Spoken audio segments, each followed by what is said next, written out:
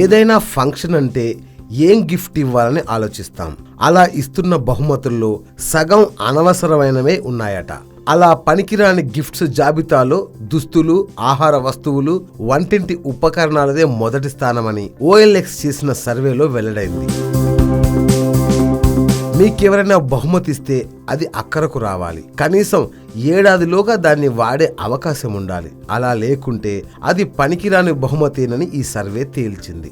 వేరొకరిచ్చిన బహుమతులు తమకు నచ్చకుంటే వాటిని ఇతరులకు ఇవ్వడాన్ని ఈ సర్వే OLX ఓమ్ని ప్రెజెంట్ గా పేర్కొంది. సర్వే చేసిన కుటుంబాల్లో 24% ఓమ్ని ప్రెజెంట్ కి బాగా అలవాటు పడ్డాయి.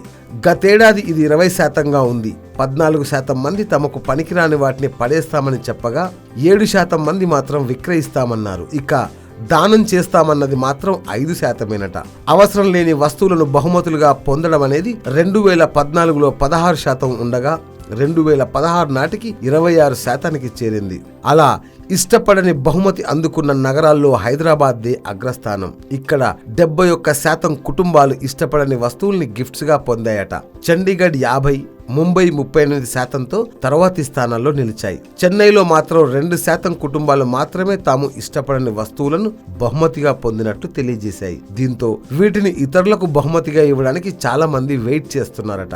అయితే రీగిఫ్టింగ్ లో తమ ఇమేజ్ ను దృష్టిలో పెట్టుకొని అప్రమత్తంగా గిఫ్ట్ చేస్తున్న వారు కూడా పెరుగుతున్నారు. అలా రీగిఫ్ట్ అయ్యే వాటిలో దుస్తులదే ప్రథమ స్థానమట.